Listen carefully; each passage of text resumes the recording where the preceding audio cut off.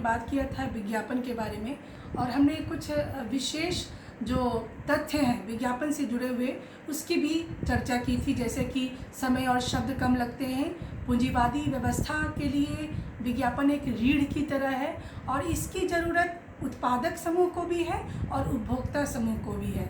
और साथ ही हमने ये भी कहा था कि विज्ञापन की वजह से रोजगार की संभावनाएं जन्म लेती हैं और बहुत सारे व्यक्ति अपनी मौलिकता और अपनी रचनात्मकता को प्रदर्शित कर सकते हैं विज्ञापन से जुड़े हुए काम से जुड़कर।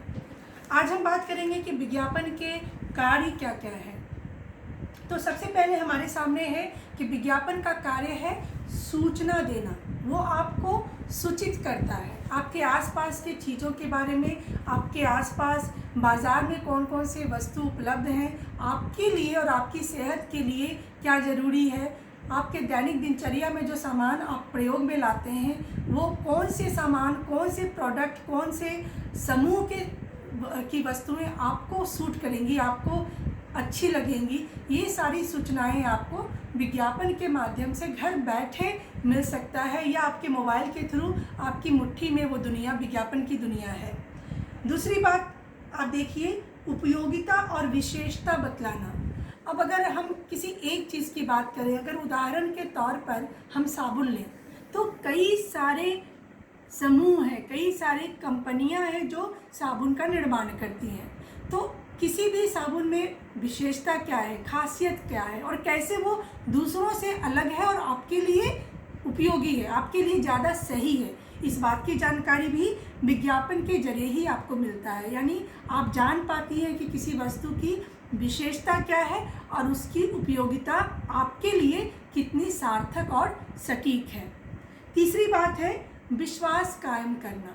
विज्ञापन के माध्यम से आप किसी भी विशेष कंपनी को जानती हैं, संस्था को जानती हैं, उसके प्रोडक्ट, उसकी वस्तुओं को उपयोग में लाती हैं और जब आपको पसंद आता है तो एक विश्वास कायम होता है। आप यहाँ घर बैठे भी दिल्ली, मुंबई या विदेशों में जो कंपनियाँ कार्यरत हैं उनकी वस्तुओं का उपयोग कर सकती हैं, जानकारी लेती हैं उसके बाद, और यदि वो आपको सही लगता है तो आपका उस प्रोडक्ट पर, उस संस्था पर एक विश्वास बन जाता है और सालों तक आप उस प्रोडक्ट को इस्तेमाल करती हैं, उस संस्था पर यकीन करती हैं। तो कहीं ना कहीं विज्ञापन का यह भी काम है कि वह उत्पादक समूह और उपभोक्ता समूह दोनों के बीच विश्वास की डोर को मजबूत करे। चौथी बात है स्मृति को प्रभावित करना, यानी यादों को बहुत दिन तक जीवित रखना।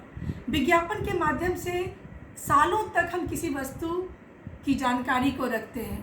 सालों पहले रेमंड कपड़े का विज्ञापन आया करता था और आज भी लोग रेमंड को इसी नाम से जानते हैं क्योंकि बचपन से वो स्मृति आपके दिमाग में बैठ गई है। टाटा नमक है, लक्स साबुन है, नारियल का तेल है, इस तरह के विज्ञापन ऐसे हैं जो सालों से चले आ रहे हैं और जिन पर ग्राहकों का विश्वास जम गया है तो वो यादाश्त आपके मन मस्तिष्क में गहराई तक जाकर बैठ गई है।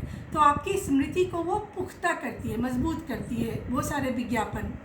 उसके बाद है विशेष छूट की जानकारी। समय समय पर हमारे देश में पर्व त्यौहार मनाए जाते हैं। उत्सव धर्मिता हमारी पहचान का एक अंग है। तो ऐसे मौके पर विज्ञापन के माध्यम से हमें पता चलता है कि किस किस वस्तुओं पर कितनी छूट दी जा रही है ताकि हम उसका लाभ ले सकें, हम उस अवसर का फ़ायदा उठा सकें। तो ये जानकारी भी विज्ञापन ही हमें देता है। जैसे दुर्गा पूजा के अवसर पर, होली के अवसर पर, दीपावली के अवसर पर, छठ के अवसर पर, ईद के अवसर पर बहुत सारे ऐसे उत्पादक समूह हैं जो अपने वस्तुओं की कीमत को कम कर देते हैं। तो ये जानकारी भी आप तक विज्ञापन के माध्यम से पहुंचती है। उसके बाद है मांग में वृद्धि करना। हर कोई चाहता है कि उसका व्यवसाय आगे बढ़े, सफल हो और बहुत अधिक उसे मुनाफा मिले। तो का मिलना तभी सुनिश्चित होगा जब आपके ग्राहकों की संख्या बढ़ेगी और ग्राहकों की संख्या तब बढ़ेगी जब विज्ञापन के जरिए उत्पादक समूह, उपभोक्ता समूह के पास पहुँचे सहजता और सरलता से। तो विज्ञापन आपके ग्राहकों की संख्या को भी बढ़ाता है और मांग में वृद्धि करता है। किस चीज़ की मांग में? उन वस्तुओं की मांग में। वस्तु को स्वीकार करने की प्रेरणा देना। ये भी एक कार्य है विज्ञापन का कि हम किसी वस्तु को स्वीकार करते हैं, हमें वो प्रेरित करता है, हमें वो बताता है